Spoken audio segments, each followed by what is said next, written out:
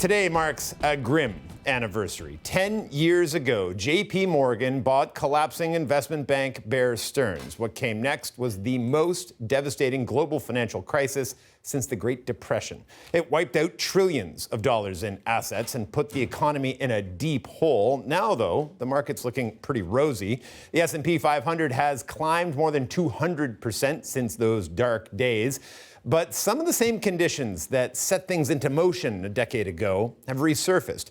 Bear Stearns was once a bond trading powerhouse, but after a weekend of emergency talks brokered by the government, JPMorgan bought it for pennies on the dollar. It was a necessary lifeline because without it, Bear Stearns was going belly up. Here's one nervous employee's explanation back in 2008. It's a very tragic occurrence, but I think it's just the beginning. There's about $750 trillion of derivative instruments outstanding that nobody completely understands or can get their arms around. Translation, hundreds of billions in shaky, even fraudulent mortgages created and sold by companies like Bear Stearns. They were packaged and sold to investors as mortgage-backed securities. 6 months later, Lehman Brothers found itself in a similar situation. Barclays bought its U.S. operations, but it wasn't enough to keep global markets from going into a tailspin. Bank of America bought Merrill Lynch the same weekend Lehman filed for bankruptcy. That deal resulted in billions of losses for Bank of America and the need for government support.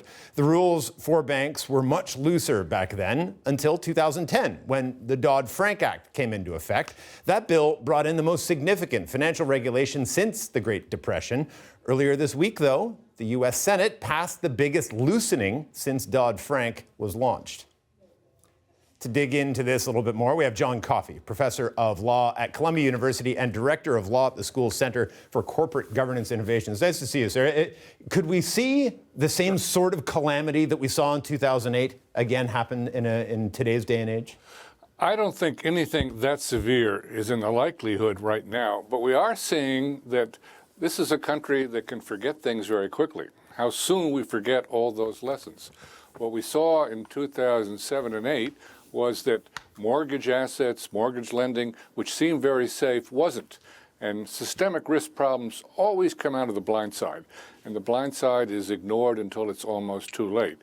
Now, what we did in Dodd-Frank was try to cure and curb systemic risk by saying we're going to take those banks that are too big to fail and really regulate them. What the statute that went through the Senate this week has done is to greatly relax those rules and to say that the level of too big to fail is going to be jumped from $50 billion, where it is today, to $250 billion, and leave only about a dozen banks under close supervision. That could be dangerous. Now, the critics of Dodd-Frank, and we've heard from an awful lot of them over the course of the last 18 months or so, say that Dodd-Frank was sort of written in haste and in a time of great turmoil, and added in a bunch of things that didn't necessarily have to be there. And it's due time to update a law like that 10 years on. You call some of these provisions potentially at least dangerous. Was there a need, though, to update Dodd-Frank for today's day and age? You know, you can always update things, but you often update on both sides. Extend it here, curb it there. This is all one way. This is relaxing all the rules. We're saying that the credit and liquidity rules required of large banks will no longer be applicable to about 90% of the banks that had been covered. We're also changing the rules on mortgage lending. Mortgage lending will be relaxed again. And sure, there's a political push for that. Frankly, everyone on both sides of the political fence likes easy money. But easy money gets dangerous quickly because relaxed lending rules, and suddenly you can have a crisis and a broad collapse. And that's what we saw beginning with Bear Stearns when real estate and mortgage lending really went south. You mentioned off the top that it sometimes feels like we've forgotten some of those lessons from 2008. I wonder, when we look at this, did we properly learn all of the lessons? Are there still things that we should be looking back and trying to glean and learn from that crisis? Well, I think there's a serious debate on some issues. You notice that Bear Stearns was a totally different outcome than Lehman Brothers. Right. In the case of Bear Stearns, the Federal Reserve really strong-armed JPMorgan into acquiring Bear Stearns to avoid a financial crisis. 6 months later, when Lehman Brothers came along, no one was willing to intervene, and the British government really stopped Barclays from buying Lehman Brothers.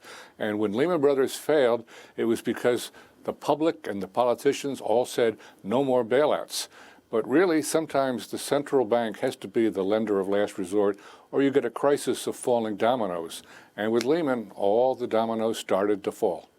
You know, a lot of people back then in sort of 2009 and 2010, when they got a sense of what had actually happened, were furious at Wall Street, were furious at investment banks, and felt that they, the individuals, had capitalized this crazy adventure that they had gone on and wanted to see real change. Do you think individual investors, the people that are putting money into mutual funds, that are their 401ks, whatever it may be, that are really capitalizing a lot of what these banks are doing, are they safer today than they were in 2008? I think they're relatively safer, but the margin is going to start to erode if we relax most of Dodd-Frank. I think what we saw then was that the investment bankers really took weak, toxic loans that no one could believe were very sound, and they securitized them. They put them into portfolios, and they sold them to mutual funds, pension funds around the globe. And that's when the crisis really spread to the world economy. Listen, we're going to have to leave it there, but I really do appreciate making the time. It's such an important story and great to get your insight. Okay. John Coffey, professor of law at Columbia University.